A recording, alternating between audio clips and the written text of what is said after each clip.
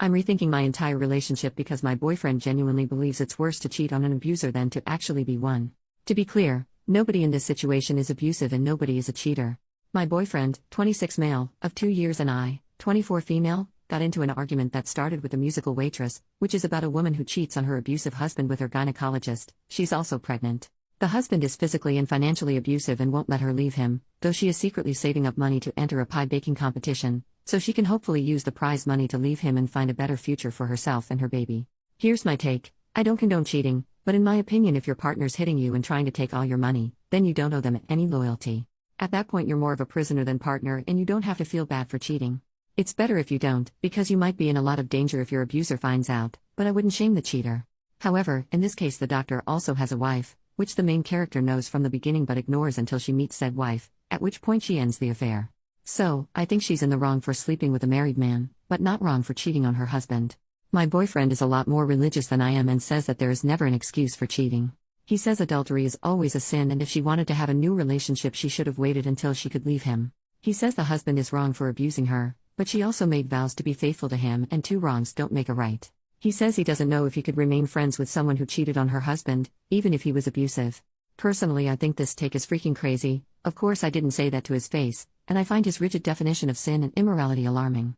He says I don't understand because I'm not religious.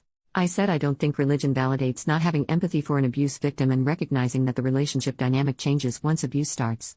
I also think the idea of cutting off a friend for cheating on her abuser is horrific. He says it shouldn't matter because neither of us plan on abusing or cheating on the other, and he doesn't want to keep going back and forth about it, but I can't stop thinking about it, and the longer I think, the more disturbing I find it.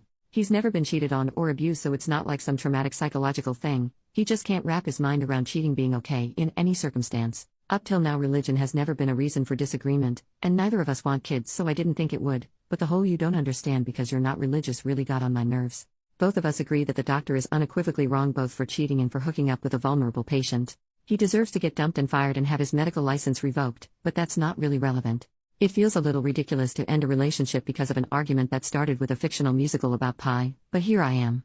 I'm seriously considering it. Edit to clarify, I'm not trying to justify or condone actual cheating in any way. I would never encourage or support someone to cheat, no matter their circumstances. The point of disagreement is that I think the cheater being an abuse victim who can't leave is reason to have compassion for why they did it, and it's messed up to end a friendship over that. Update the next day. First off, thanks for all the replies to the original post. The reason I turned to Reddit was because he was shutting down conversation while I wasn't ready to let it go, and you guys helped me figure out why exactly it bothered me and how to organize my thoughts to better communicate them. As most of you said, the core issue wasn't really about the musical or hypothetical situation, it was about the implication of underlying principles that I didn't agree with and the inconsistency in his religious beliefs, as well as the tone of religious superiority that got to me. So, I brought it up again last night, over FaceTime. We don't live together, fortunately, and he was quite upset that I wouldn't let it go because I'm normally not argumentative like this. It's true that I usually try to find common ground or compromise, but I thought that was weird of him to say. At this point I felt pretty guilty about not letting it slide and I considered dropping it, but I'd spent too much time thinking about it to let it go, and boy am I glad I didn't. I started by asking about why this was a situation that could be dictated solely by religious doctrine, while he's fine with things like premarital love-making, abortion, homosexuality, etc. He gave evasive answers for a ridiculously long time, but eventually it all came out. He is uncomfortable with gay people and distances himself from them too. What about our gay friends? Apparently they're my friends, not our friends. I guess we've only hung out with them in larger groups. Why has he never said anything about this before, even when I excitedly told him that 2 of our female friends were engaged? Apparently he thinks he shouldn't have had to say anything, and I should have known he's not okay with people who live in sin. Also, this couple won't really be married. Huh? I go to Pride every year to support my LGBTQ+ friends. He never criticized me for doing that, so why would I think he had a problem with it? I'm a quiet person by nature, it's not like I don't give him a chance to share his opinion. At this point I start to get really suspicious. I then ask him about abortion and being okay with not wanting kids. Turns out he does want kids. He tried to convince me that I misunderstood when he said he didn't want kids, and he was just saying that he wasn't ready for kids yet but would be in the future. This is an outright lie. I've known since I was about 14 that I never want kids, and I have never wavered on that. I always bring this up within the first few dates, and I distinctly remember him saying that he was looking forward to child-free adulthood, and how much freedom dinks, double income no kids, have. This is when I start to get really upset because I know he's lying to me. Looking back now, I realize I never went back to asking him about abortion because I was so shaken by the kid's revelation. I wouldn't be surprised if he outright lied about being pro-choice as well. The conversation continued with us talking about religion in general. As I said, I'm not religious, and he's never tried to get me to go to church with him or anything. I was raised by immigrant parents who practice a minority religion, but they are not devout/they favor scientific explanations, and they raised me to be respectful of others' beliefs. I thought he understood that. In the past he's asked me about cultural and religious customs and seemed respectful and interested. Turns out he thinks their religion is not real, as opposed to his, and it's interesting to see their customs, but we can't expect them to know better because they weren't well educated. Both of my parents not only went to reputable universities in their original country, but also went on to get master's degrees in the country we live in now. That's when I realized he's a bigot. I also asked him about why he's okay with premarital lovemaking but not any of the other stuff, and he hemmed and hawed and didn't have an answer, which is when I realized he's a horny nincompoop. At this point he's still acting like I'm the bad guy for not automatically knowing all these things he's either never said and not automatically knowing when he meant the opposite of what he said.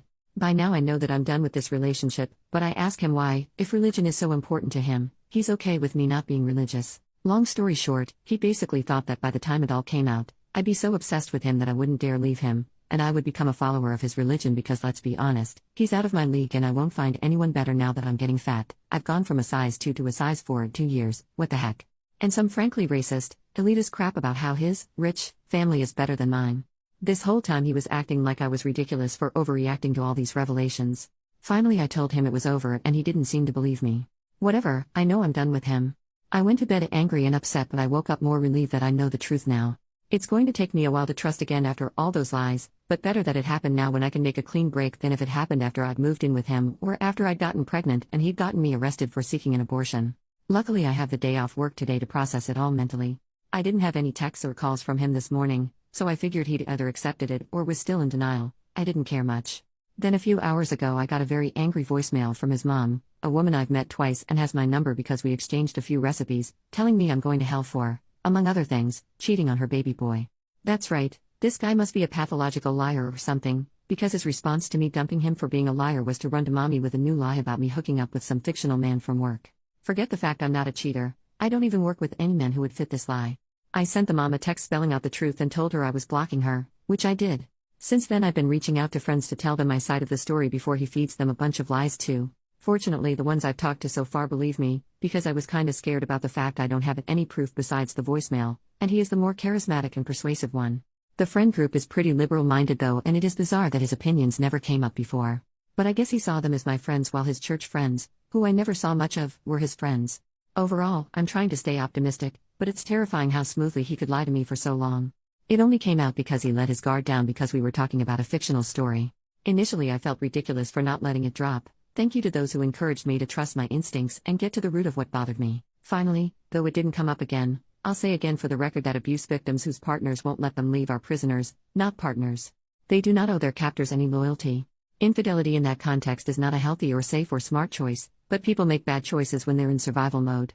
We don't have to condemn them for it. The number of people on that thread who seem to consider abuse and cheating as equal transgressions is seriously disturbing. Anyway, on to the rest of my life, I guess.